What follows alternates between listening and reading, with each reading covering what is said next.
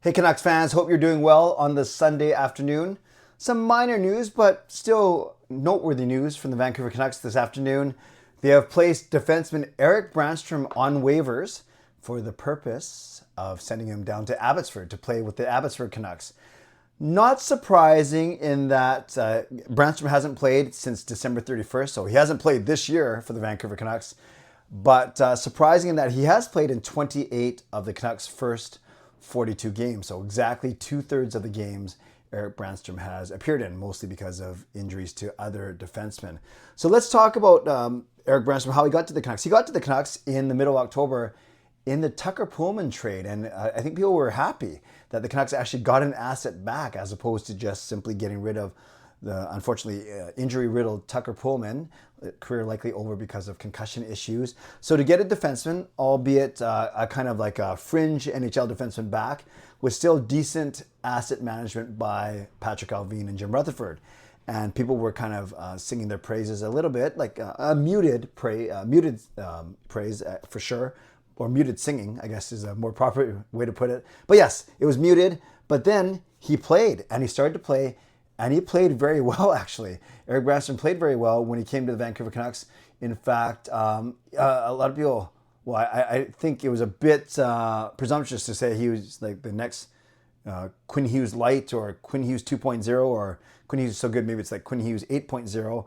But he started off and he was actually, he had a plus rating, +1 or +2 in 6 of his first 7 games. He had a point against Chicago, and his ice time was kind of everywhere between 12 and 16 minutes. But he was solid on the third pair, especially as guys like Forbert and Desharnais weren't exactly healthy to start the year. And this was even before Filip Hronek went down. So again, it was Erik Brannstrom coming over in the Tucker Pullman trade and starting off really well. And then there was a span in November where he had 4 points in 4 games. So that was pretty good. And then throughout December started to struggle. And remember I said that 6 of his first 7 games he was a plus player.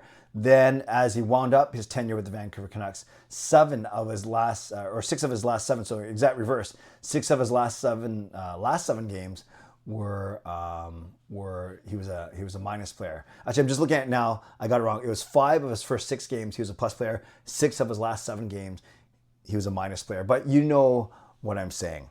Now, those that like Erik Brannstrom, they like the fact that he was a puck-moving defenseman. He was undersized, or he is undersized, 5'10", 185. Not brutal, but he definitely on the smaller side, especially when you compare him to some of the trees that we have on our Canucks defense. And you know, last year, he did play almost a full season, 76 games with the Senators. The year before that, 74 games with the Senators. So actually, maybe I shouldn't even call him a fringe defenseman because he was playing basically the majority of the season.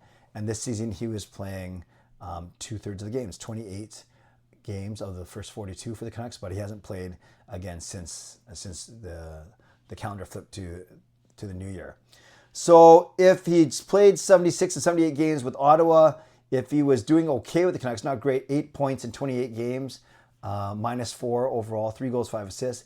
If he could move the puck, which some Canucks fans might say is one of our big, deficiencies of the team, then why are they making this move? So there's 3 reasons to me why I think Erik Brannstrom is being waived, and we'll see if a team actually picks him up. My guess is not, but we'll see if a team actually picks him up on waivers tomorrow. And if he doesn't, then he gets down to Abbotsford and gives them more depth in Abbotsford. Then there's nothing wrong with that. He can still be an option for a call-up later in the season. But the 3 reasons why I think that maybe he kind of fell out of favor with the Vancouver Canucks, or at least why they're making this move. Number 1, I simply think the biggest reason is he's not a Rick Tocchet guy. Rick Tocchet likes his big defenseman. He likes guys who can defend. And I'd say Hughes and Hronek aren't that big, but the rest of the guys are quite big or quite sturdy. And Hronek can play sturdy, and Hughes, he can do whatever he wants. He's one of the best players in the league. You guys know that already.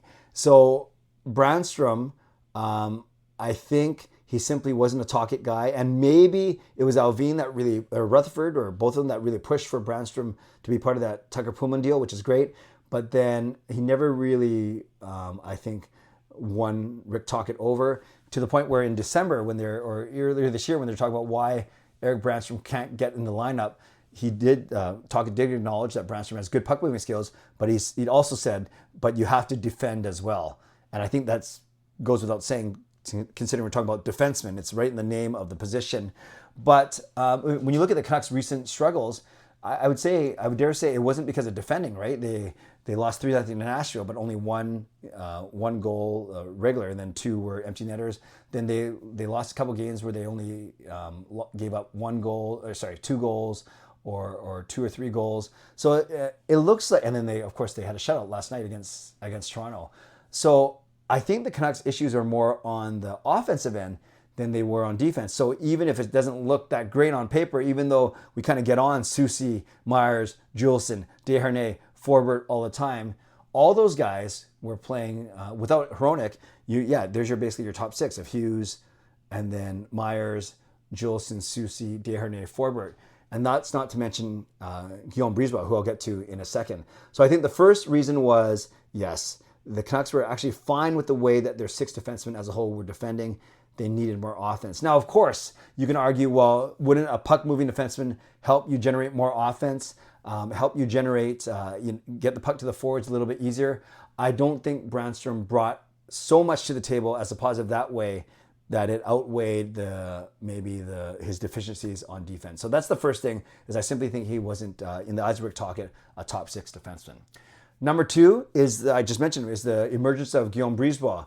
A feel-good story for the Canucks, injured all of last season, been in our system forever, and he's played pretty steady in the 3 or 4 games that he's been in this season. So I think Brisebois as a left shot guy, now you have, if everyone's healthy, you have Hughes, you have Soucy, then you technically have Forbert and Brisebois ahead of Brannstrom, and that's not to mention guys like DPD and Kudryavtsev coming up in future years, Christian Wolanin, who I think they should give a shot to. But even, we don't mention those AHL guys, there's still 4, you'd say, bona fide NHL defensemen ahead of Brannstrom. Again, Hughes, Soucy, Forbert, and now Brisebois ahead of him on the left side. So Guillaume Brisebois, I think that was reason number 2, factor number 2.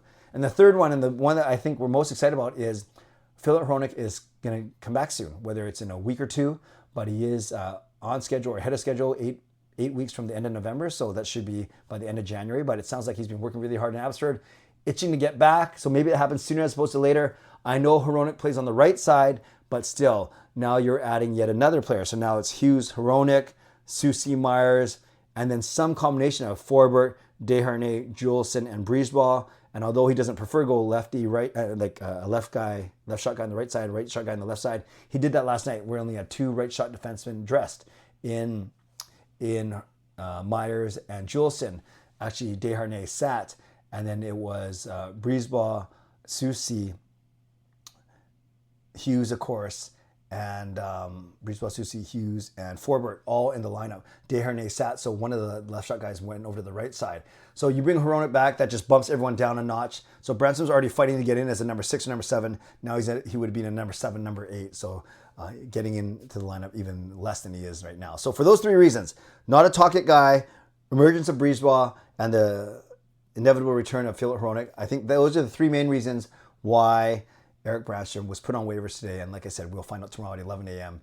if he did indeed clear. So Canucks fans, would love your thoughts on it. For me, I really like the way he started off his career with the Canucks. He kind of tailed off a little bit. So this isn't a big loss to me. I know a lot of Canucks fans are a little bit upset with it. They think he's an upgrade over some of the guys that are playing right now. But I think you got to step back and look at it with a wider view, look at it in the bigger picture. But maybe I'm wrong.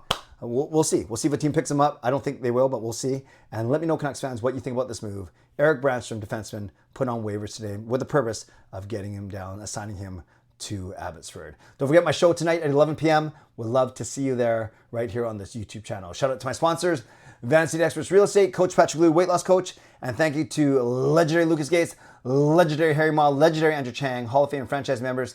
Thanks for your support, and thanks to all of you for watching, liking, and subscribing. On your way out, like the video, subscribe, leave a donation if you like what I'm doing, and I hope to see you tonight at 11 p.m. Don't forget, leave me a comment, your thoughts on Erik Brannstrom being put on waivers. Stay safe, stay healthy, take care of yourselves, and take care of each other. God bless, and go Canucks go.